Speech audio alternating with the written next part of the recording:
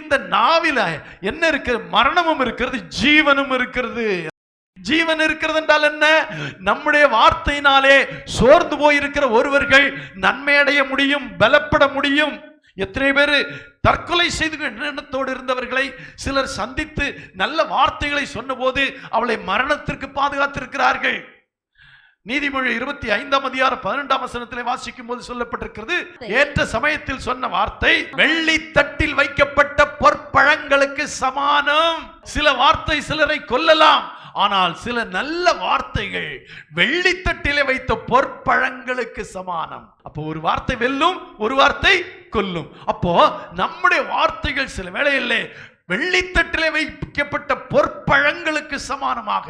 யோசித்து பாருங்க, வெள்ளித்தட்டு, அதிலே பொற்பழம். அப்படியான மேன்மையான, நன்மையான, மகிமையான காரியங்களை நம்முடைய நாவினாலே நாம் அடைய முடியும்.